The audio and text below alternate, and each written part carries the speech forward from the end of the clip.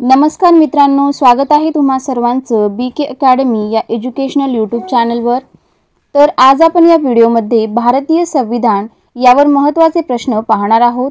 तर मित्रांनो, भारतीय संविधान या टॉपिकवर कोणतीही वन डे एग्जाम असो यावरती प्रश्न पडतातच, त्यामुळे व्हिडिओला शेवटपर्यंत नक्की पहा। चला तर मग व्हिडिओला सुरुवात करूयात। पाहूयात प्रश्न क्रमांक पहिला, भारतीय संविधान कोणत्या दिवशी स्वीकारण्यात आले? तर या प्रश्नाचं योग्य उत्तर आहे 26 नोव्हेंबर 1949। तर मित्रांनो, 26 नोव्हेंबर 1949 या दिवशी भारतीय संविधानाचा स्वीकार करण्यात आलेला आहे।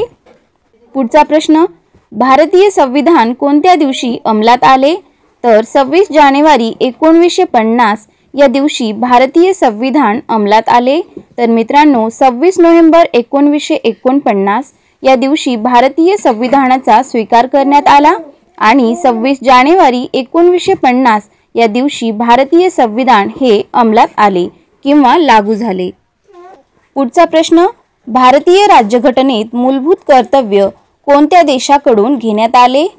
तर आयर्लंड हे या प्रश्नाचं योग्य उत्तर आहे। तर भारतीय राज्यघटनेमध्ये मूलभूत कर्तव्य म्हणजेच फंडामेंटल ड्युटीज आयर्लंड या देशाकडून घेण्यात आले आहे। पुढचा प्रश्न पहा, कोणत्या देशाचे संविधान पूर्णतः लिखित नाही? तर इंग्लंड हे या प्रश्नाचं योग्य उत्तर आहे। पाहूयात पुढचा प्रश्न, मूळ संविधानात एकूण किती कलमांचा समावेश आहे? तर भारताच्या मूळ संविधानामध्ये एकूण 395 इतक्या कलमांचा समावेश आहे। पुढचा प्रश्न, भारतीय राज्यघटनेत घटना दुरुस्तीची पद्धत कोणत्या देशाकडून घेण्यात आलेली आहे? तर दक्षिण आफ्रिका या देशाकडून भारतीय राज्यघटनेमध्ये घटना दुरुस्तीची पद्धत ही घेण्यात आलेली आहे। पुढचा प्रश्न, भारतीय घटना समिती कोणत्या वर्षी अस्तित्वात आली? तर मित्रांनो, 1946 रोजी भारतीय घटना समिती ही अस्तित्वात आली। पुढचा प्रश्न पहा, भारतीय राज्यघटनेच्या मसुदा समितीने घटनेचा सरनामा कधी मंजूर केला? तर याचे योग्य उत्तर आहे 26 नोव्हेंबर 1949। 26 नोव्हेंबर 1949 या दिवशी भारतीय राज्यघटनेच्या मसुदा समितीने घटनेचा सरनामा म्हणजेच काय तर घटनेची प्रस्तावना ही मंजूर केली होती। पुढचा प्रश्न, भारतीय राज्यघटनेचे हंगामी अध्यक्ष कोण होते? तर उत्तर आहे सच्चिदानंद सिन्हा। सच्चिदानंद सिन्हा हे भारतीय राज्यघटनेचे हंगामी अध्यक्ष होते। पुढचा प्रश्न, भारतीय राज्यघटनेचे स्थायी अध्यक्ष कोण होते? तर डॉक्टर राजेंद्र प्रसाद हे भारतीय राज्यघटनेचे स्थायी अध्यक्ष होते। पुढचा प्रश्न पहा, घटनेच्या मसुदा समितीचे म्हणजेच ड्राफ्टिंग कमिटीचे अध्यक्ष कोण होते?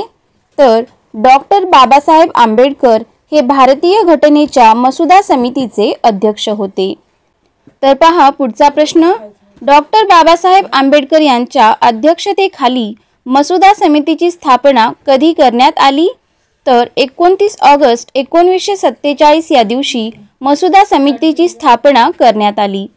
पुढचा प्रश्न पहा, घटनेचा सरनामा कोणी लिहिला? तर याचं योग्य उत्तर आहे पंडित जवाहरलाल नेहरू। आणि सरनामा म्हणजे काय? तर घटनेची प्रस्तावना। पुढचा प्रश्न, भारतीय राज्यघटनेने राष्ट्रध्वजास कधी संमती दिली? तर योग्य उत्तर आहे 22 जुलै 1947 या दिवशी राज्यघटनेने राष्ट्रध्वजास संमती दिली।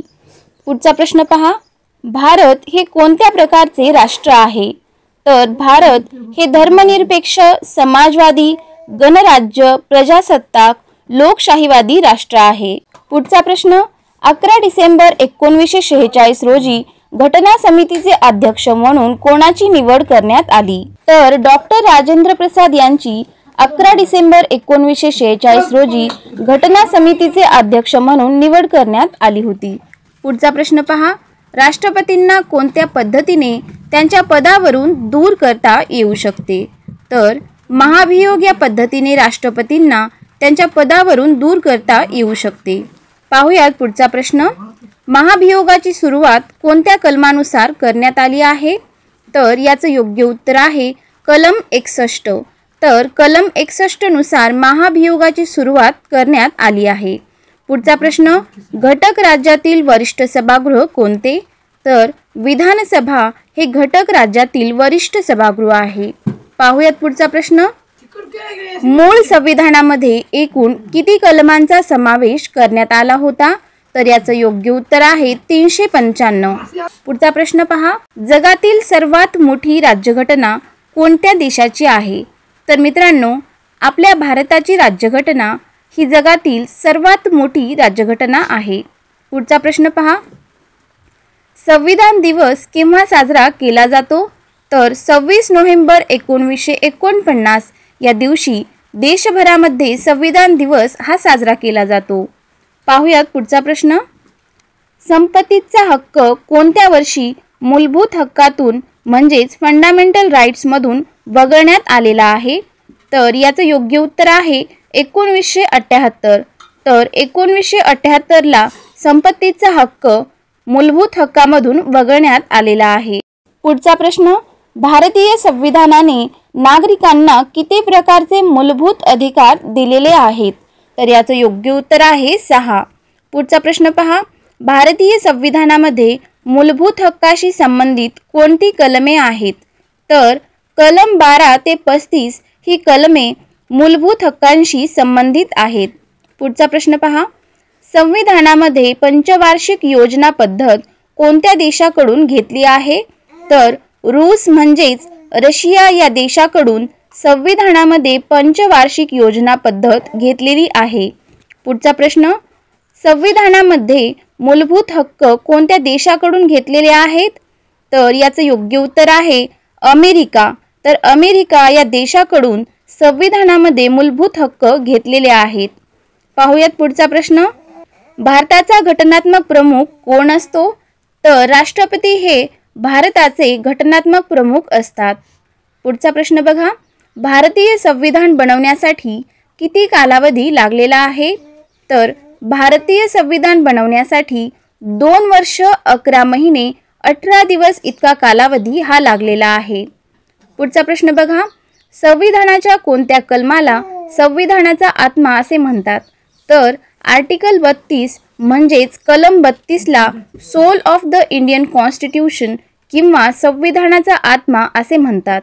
तर मित्रांनो, हा प्रश्न तुमच्यासाठी, घटना समितीचे एकूण किती अधिवेशन घेण्यात आलेले आहेत? जर तुम्हाला या प्रश्नाचं उत्तर येत असेल तर कमेंट बॉक्समध्ये टाईप करून सांगू शकता. मित्रांनो, तुम्हाला हा व्हिडिओ आवडला असेल तर व्हिडिओला लाईक आणि शेअर करा आणि जर चॅनलवरती नवीन असाल तर चॅनलला सबस्क्राईब करायला विसरू नका.